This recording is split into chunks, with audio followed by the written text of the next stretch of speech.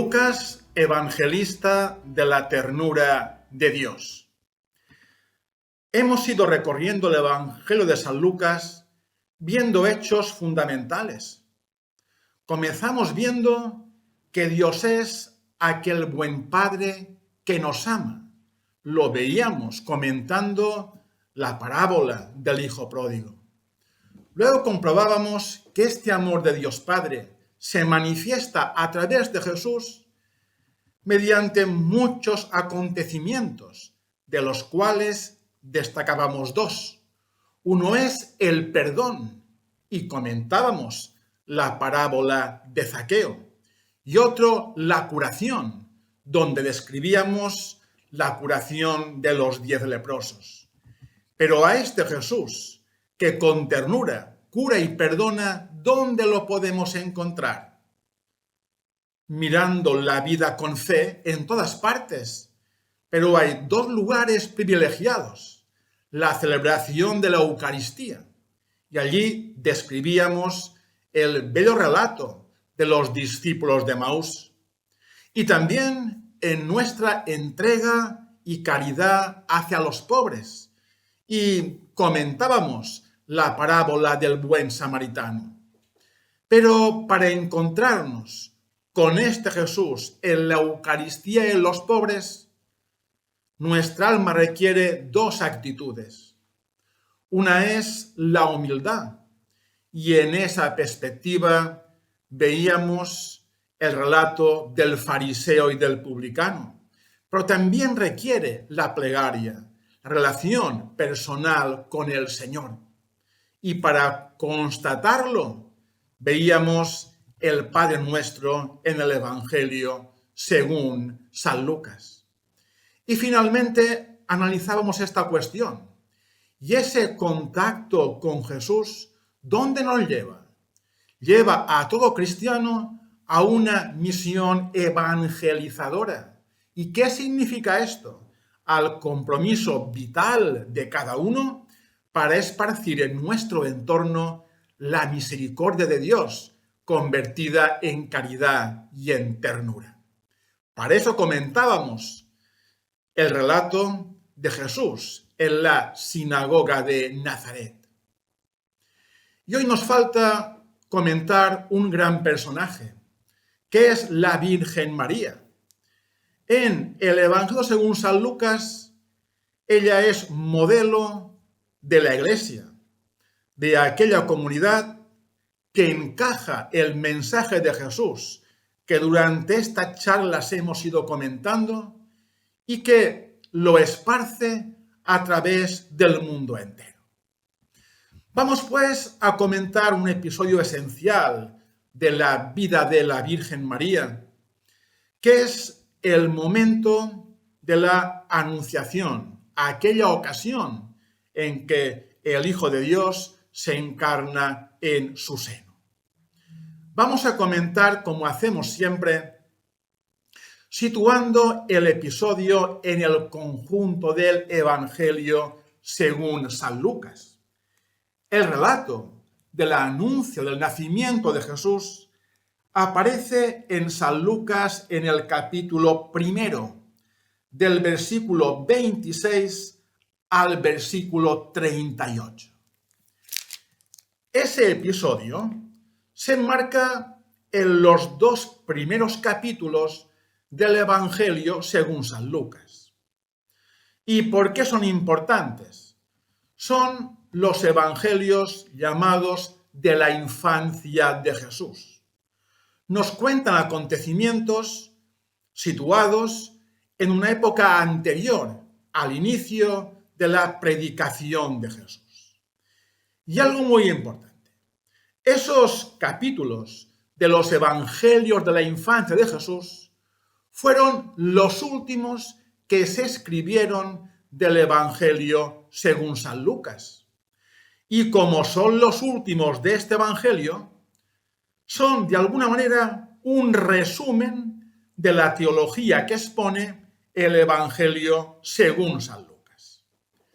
La teología del Evangelio de San Lucas es muy extensa, pero si hubiera que elegir una palabra, para las que hablan de Jesús sería la palabra Señor. El Evangelio según San Lucas llama a Jesús Mesías, le llama Hijo de Dios, le llama profeta, etc. Pero es el Evangelio que con más intensidad habla de Jesús valiéndose del término Señor. ¿Y qué significa esta palabra? En el Antiguo Testamento, cuando el profeta Isaías habla de Dios, se refiere a él de esa manera, como el Señor del cosmos y el Señor de la historia humana. Isaías contempla a Dios como aquella persona que guía la vida de cada creyente empleando un lenguaje cristiano hacia el reino de Dios. Para Isaías, Dios es el Señor, el único Señor de la historia humana y el que puede orientar a cada persona hacia el amor y hacia el aprendizaje tan bello de la ternura y de la capacidad de amar. Pues así como el Antiguo Testamento llama a Dios Señor, el Evangelio de San Lucas, cuando habla de Jesús, habitualmente le define como el Señor, es decir, la presencia de Dios hecho hombre entre nosotros, que actúa en nuestra vida, respetando siempre nuestra libertad, para que podamos un día alcanzar el reino de Dios. Los evangelios de la infancia en San Lucas son especialmente bellos. Hablan siempre de Jesús como el Señor. Y ved algo importante. El Evangelio según San Mateo también dispone de unos capítulos que son los evangelios de la infancia de Jesús. ¿Qué diferencia hay entre aquello que nos cuenta San Lucas y lo que nos cuenta San Mateo? Simplificándolo un poco, San Mateo nos cuenta la infancia de Jesús percibida con los ojos de San José. Es él el que tiene el sueño de acoger a María como esposa. Es José quien tiene el sueño de huir a Egipto con la persecución de Herodes. En cambio, el Evangelio según San Lucas nos cuenta la infancia de Jesús básicamente con los ojos de María. Y eso le da al Evangelio un tono mariano y femenino en ese sentido. Por tanto, estamos en los Evangelios de la infancia de Jesús según San Lucas. Allí que encontramos narrada algún episodio de la infancia del Señor con los ojos de la Virgen María. Y también nos expone la identidad de Jesús con el título de El Señor. Con esta introducción, vamos ahora a leer ese episodio, la anunciación del ángel a la Virgen María. Vamos a escucharlo con atención. Pensemos siempre que la lectura del Evangelio siempre es mucho más importante que cualquier sermón o que cualquier conferencia. Por tanto, pongamos en esa lectura nuestra mayor atención. Dice así, es San Lucas el capítulo 1, del versículo 26 al versículo 38. Dice así, al sexto mes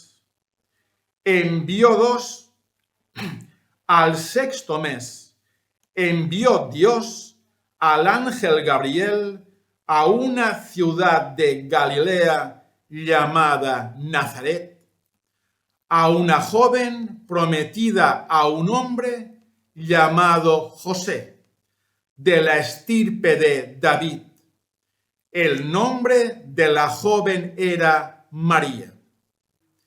El ángel entró donde estaba María y le dijo, Dios te salve, llena de gracia. El Señor está contigo. Al oír estas palabras, ella se turbó y se preguntaba qué significaba tal saludo. El ángel le dijo: no temas, María, pues Dios te ha concedido tu favor. Concebirás y darás a luz un hijo, al que pondrás por nombre Jesús. Él será grande, será llamado Hijo del Altísimo. El Señor Dios le dará el trono de David, su padre. Reinará sobre la estirpe de Jacob por siempre, y su reino no tendrá fin. María dijo al ángel: ¿cómo será eso, si yo no tengo relaciones con ningún hombre? El ángel le contestó: el Espíritu Santo vendrá sobre ti, y el poder del Altísimo te cubrirá con su sombra. Por eso el que va a nacer será santo y se llamará Hijo de Dios. Mira, tu pariente Isabel también ha concebido un hijo en su vejez, y ya está de 6 meses la que todos tenían por estéril, porque para Dios nada hay imposible. María dijo: aquí está la sierva del Señor, hágase en mí según tu palabra. Y el ángel la dejó. Palabra del Señor. Hemos leído un evangelio muy bello y especialmente conocido. Vamos a ir comentando palabras y frases que nos ayuden a comprender el papel de la Virgen María en este evangelio. Decía el texto: en el 6º mes envió Dios al ángel Gabriel. ¿A qué se refiere el 6º mes? Se refiere al 6º mes en que Isabel, la prima de María, había concebido en su seno a Juan Bautista. Recordemos que el Evangelio según San Lucas comienza así, narrándonos el episodio en que Zacarías y su esposa Isabel, ya entrados en años, no tienen hijos. Pero Isabel, por una promesa de Dios, concibe en su seno a un hijo que será Juan Bautista.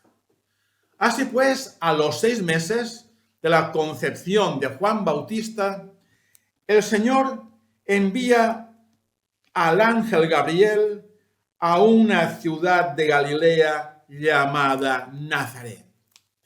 Gabriel.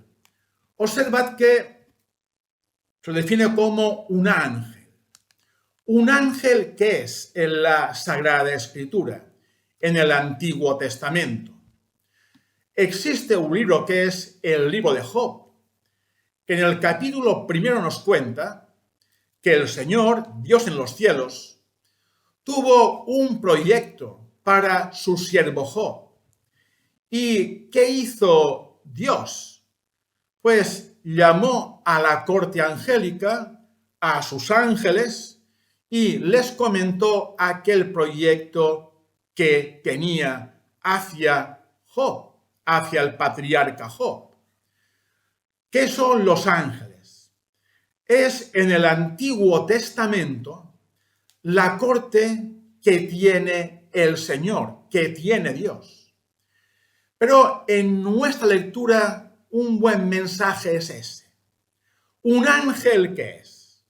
Es un don especial del Señor al ser humano. Habitualmente los dibujamos con alas, apelando a la descripción del profeta Isaías en el capítulo 6 y a otros libros, y a Ezequiel y a Daniel, que los describen como personajes con alas. Pero la definición teológica es esa. ¿Qué es un ángel? Es un don especial que Dios concede al ser humano, o un don especial a través del cual Dios se comunica con el ser humano. Recordad que en el Antiguo Testamento los ángeles tienen categorías. La máxima categoría, ¿quién la tiene? Esos tres: Gabriel, Miguel y Rafael. Por tanto, cuando dice la Biblia que el Señor envió a su ángel Gabriel, un ángel principal a María, quiere indicar que Dios concede a la Virgen María un don especial, muy especial, para la salvación de la humanidad. ¿Y María dónde vivía? Dice la Biblia que vivía en la ciudad de Nazaret. Ahora bien, Nazaret como tal no era una ciudad como las nuestras. Era en tiempo de Jesús una pequeña aldea. Y en Nazaret, ¿quién vivía? Como dijimos en otra ocasión, el rey Herodes el Grande quiso edificar junto al lago de Galilea una ciudad a la que llamó Tiberias, dedicada al emperador Tiberio. ¿Qué sucedía? Para levantar aquella urbe necesitaba trabajadores. ¿Y qué se hizo? En tiempo de Herodes, todo un conjunto de trabajadores del sur, de Belén, se desplazaron hacia el norte y algunos se alojaron en la ciudad de Nazaret, en Galilea.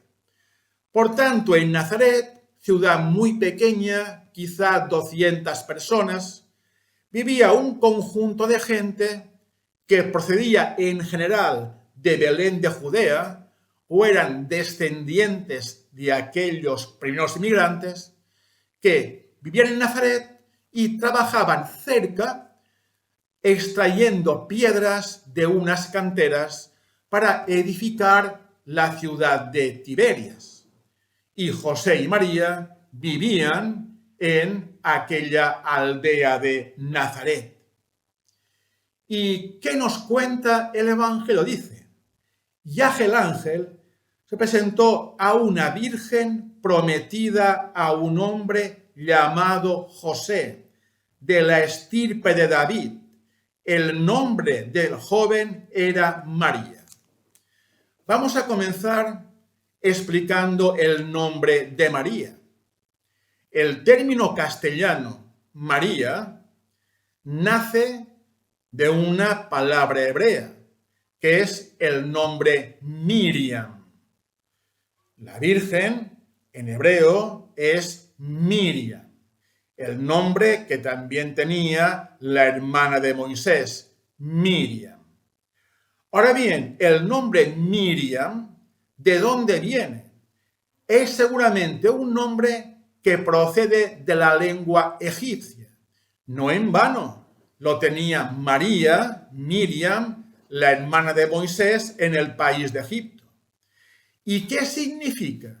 Significa eso, la elegida de Dios, afinando un poco, la predilecta de Dios. Es un nombre especialmente bello, la elegida de Dios. Dice el Evangelio que estaba prometida con un hombre llamado José, que en tiempos antiguos, en tiempo de Jesús, ¿cómo se desarrollaba un proceso matrimonial? De la siguiente manera: el varón y la mujer vivían cada uno con sus padres o con sus familiares. Y un día ambas familias decidían que el varón y la mujer se desposaran. ¿Qué hacían? iban ante un rabino hebreo y se desposaban. ¿Qué significa eso? Se prometían en matrimonio. Y para certificar la promesa se hacía un documento o muchas veces se hacía un intercambio de un collar. Y cuando la ceremonia había terminado, tanto el varón como la mujer volvían cada uno con sus padres o con su familia. Y en el plazo de un año, el varón disponía de tiempo para edificar el hogar matrimonial. Cuando la casa estaba construida, ambos cónyuges habitaban y cohabitaban juntos. ¿Cuándo sucede esta escena? María está prometida con José o desposada con José. ¿Qué significa eso? Tanto José como María han ido al encuentro de un rabino hebreo y se han desposado. Ha habido un documento o en su defecto el cambio de un collar y ambos se han comprometido a casarse. ¿Qué pasó?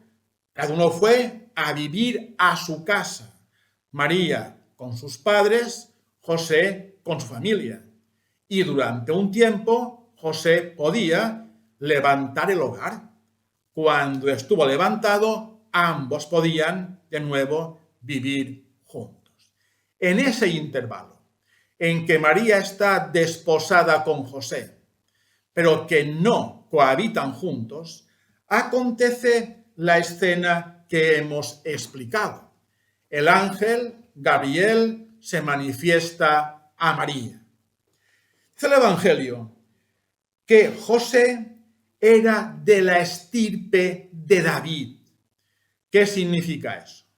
Decía yo antes que la gente que poblaba la aldea de Nazaret eran en general descendientes de emigrantes de la ciudad de Belén, en el sur de Palestina, que habían emigrado al norte para trabajar en las canteras y se habían avecindado en Nazaret. Los ancestros de José y también de María eran de Belén de Judea. Y recordad que Belén de Judea es la patria de David. Su padre Jesé habitaba en Belén de Judea. Recordadlo. Y ante él se presentó el profeta Samuel para elegir entre sus hijos al futuro rey de Israel.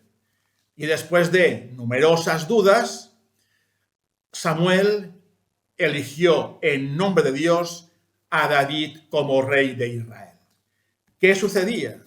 Que aquellas personas que vivían en Belén o eran descendientes de gente de Belén, se decía que eran de la estirpe de David, de la cual tendría que nacer el Mesías. Y el ángel le dijo a María: Dios te salve, llena de gracia, el Señor está contigo. El ángel saluda a María con un saludo muy especial. La llama llena de gracia. Como sabéis, la Iglesia Católica confiesa que María fue concebida sin pecado original.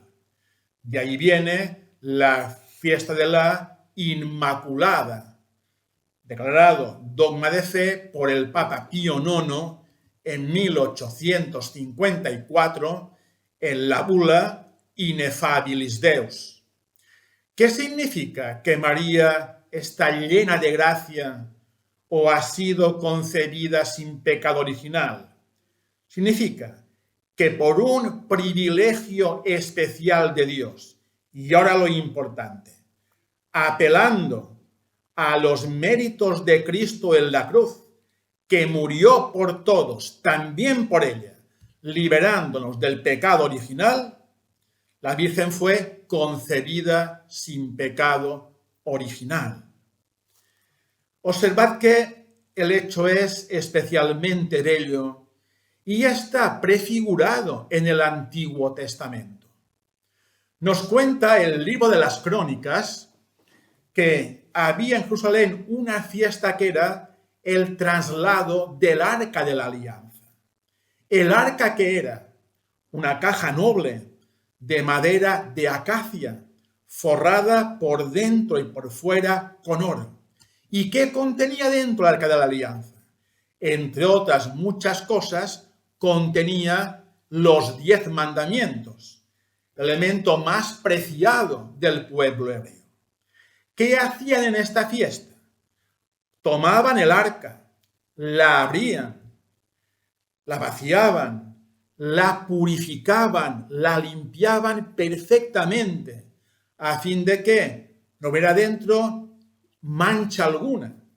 Y después colocaban dentro las tablas de los 10 mandamientos, en un arca sin mancha.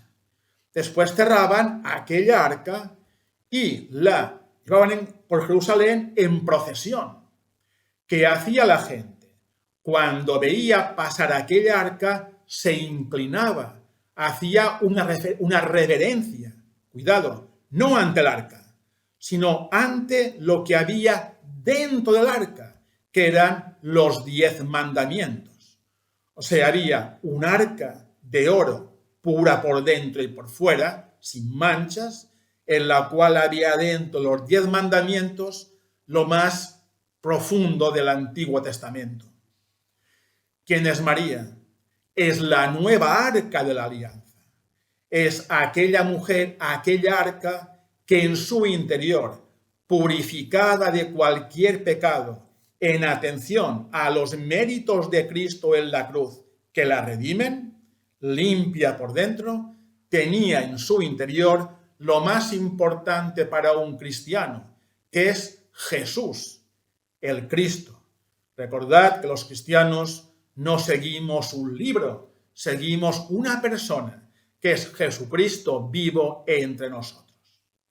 Y a aquella mujer de Nazaret, virgen, concebida sin pecado original, se le manifiesta el ángel Gabriel. ¿Y qué sucede? Cuando María experimenta la presencia de Gabriel, del ángel, que es un don muy especial de Dios, se siente conmovida. ¿Y qué le dice al ángel? Le dice: no temas, María, porque has encontrado gracia ante Dios. Observad bien que la palabra no temas es una frase que sale continuamente en el Antiguo Testamento.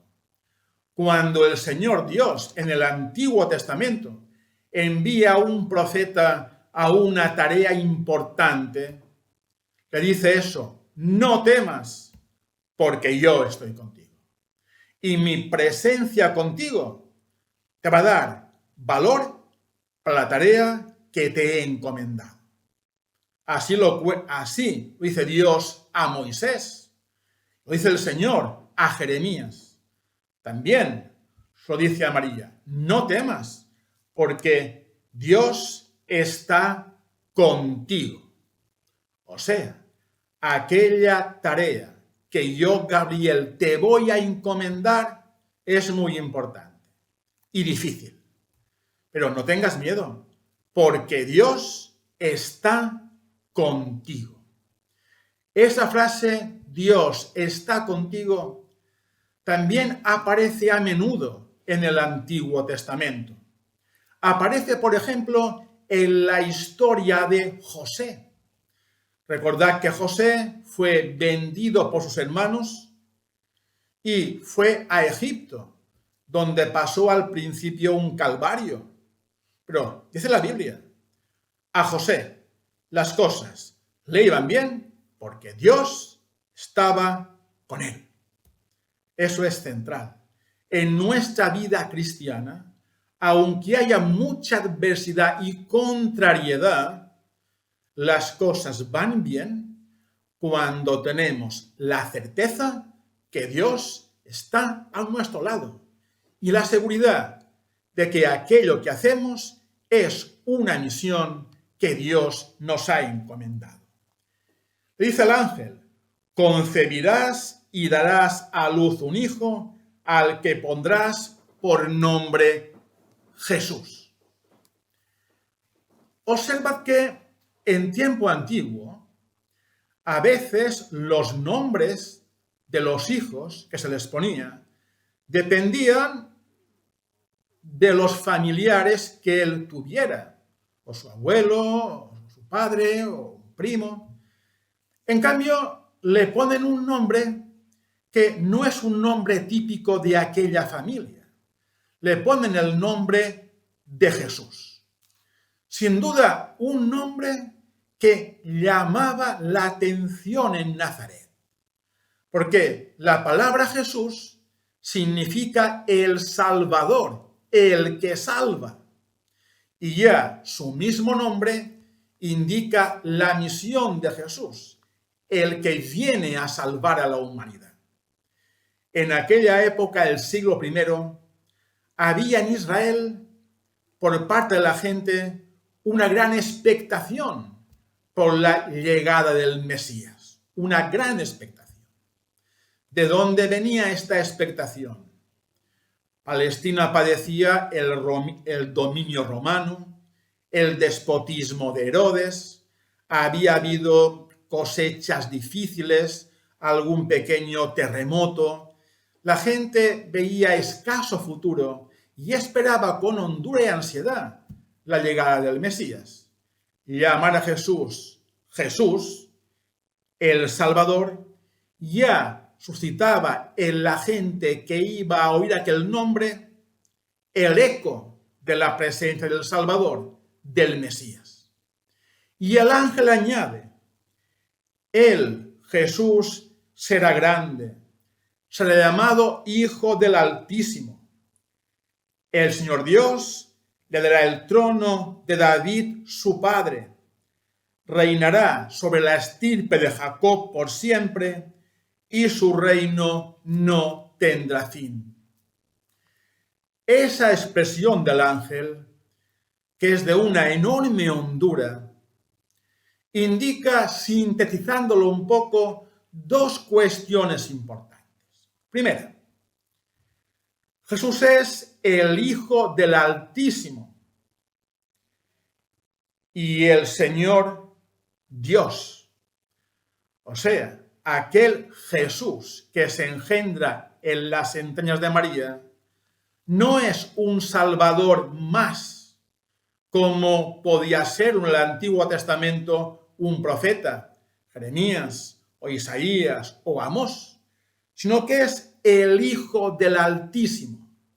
Eso es una forma de decir que es la presencia encarnada de Dios entre nosotros. Por tanto, cuando queremos saber la forma en que Dios ama, debemos mirar la forma en que Jesús amaba. Un amor que es siempre ternura, sí, pero también que es exigencia a vivir con intensidad el Evangelio. Y la segunda cosa dice: heredará el trono de David, su padre. En tiempo antiguo, todo rey de Israel era un rey ungido. Como dijimos otra vez, en lengua hebrea, la palabra ungir a alguien es hacerlo un Mesías. Por tanto, cuando en Israel, en Judá, hicieron a David rey, un profeta lo ungió, vertiendo en su cabeza una ánfora con aceite consagrado. Y esta unción le convertía en Mesías. ¿Qué dice el Evangelio? que Jesús, siendo descendiente de David, es él el Mesías esperado por Israel, que trae la salvación no únicamente a Israel, sino al mundo entero. Fijaos bien la hondura en la presentación de Jesús que tiene este evangelio. Jesús es el hijo de David, es decir, en él aflora la identidad del Mesías esperado con fe por el Antiguo Testamento. Y Jesús es el Hijo del Altísimo, o sea, la presencia humana de Dios entre nosotros. Por eso, la reflexión cristiana dirá que Cristo es Dios y hombre verdadero entre nosotros. Para percibir la profundidad de la persona humana, hemos de contemplar a Jesús. Para percibir la hondura de la bondad de Dios, hemos de contemplar a Jesús. Porque Él es quien nos empuja a vivir el Evangelio y quien nos indica cuál es nuestra meta, el reino de Dios. Y María le preguntó al ángel, oye, ¿y cómo será eso si yo no tengo relaciones con ningún hombre? Como antes hemos dicho, José y María estaban desposados. Es decir, se habían prometido en matrimonio, pero luego había ido cada uno a su casa esperando el día oportuno de comenzar a convivir. Es una pregunta seria la que hace María. Pero fijaos bien la respuesta que le da el ángel. El Espíritu Santo vendrá sobre ti y el poder del Altísimo te cubrirá con su sombra. Por eso el que va a nacer será santo y se llamará Hijo de Dios. María concibe a Jesús por obra del Espíritu Santo. Y la criatura que ella concibe, el Evangelio, será santo. Es otra forma de decir que será la presencia humana de Dios entre nosotros. ¿Por qué? La Sagrada Escritura dice que santo, auténticamente santo, únicamente lo es Dios. Así lo cuenta Isaías en el capítulo 6, cuando dice cuando los serafines dicen a Dios, santo, santo, santo. El canto de los serafines, santo, santo, santo, subraya que Dios es el único santo. Entonces, ¿cómo puede ser santa una persona si únicamente Dios es santo? La respuesta es esa, también muy metafórica. Imaginad que Dios fuera el sol, alguien especialmente brillante, y que tuviera en su interior un espejo cada persona. ¿Qué pasaría? Que cuando la luz del sol golpeara el espejo del hombre, se reflejaría en su entorno. Eso es un santo humano, aquel que tiene el espejo interior suficientemente limpio para que cuando le llega la luz de Dios, representado por el sol, que la luz se esparza en su entorno. Pero dice el Evangelio a María, aquel que tú vas a concebir en tu seno será santo y se llamará Hijo de Dios. Solo Dios es santo. Por tanto, al llamar santo al que está en el interior de María, al que ella ha concebido por don del Espíritu Santo, dice el Evangelio, ese también es la presencia humana de Dios con nosotros. vemos en este Evangelio la aparición o manifestación de las tres personas de la Santísima Trinidad. El Padre, que envía al ángel; Jesús, el Hijo, que es concebido en la Virgen María; y el Espíritu Santo, que es quien obra aquella concepción. Observad que eso es un don fundamental de Dios al ser humano. Y el Evangelio, para explicar que eso es un don sin medida que Dios concede a la humanidad, dice esto: el Señor envió al ángel Gabriel. El ángel, un don de Dios; Gabriel, un ángel esencial. Por tanto, hemos leído un don esencial de Dios a la humanidad entera, que el mismo Dios, por obra del mismo Dios, se hace humano entre nosotros en Jesús, el Salvador. Y para dar a María un ejemplo de que aquello que Dios promete se cumple, el ángel le recuerda lo que aconteció con su prima Isabel. Le dice: mira, tu pariente Isabel también ha concedido un hijo en su vejez, y ya está de 6 meses la que todos tenían por estéril. Porque para Dios nada hay imposible. Antes lo hemos expuesto. Zacarías e Isabel no tenían hijos. Zacarías, celebrando el culto en el templo, tuvo una aparición del ángel que le dijo eso: tu mujer Isabel concebirá un hijo a quien pondréis por nombre Juan.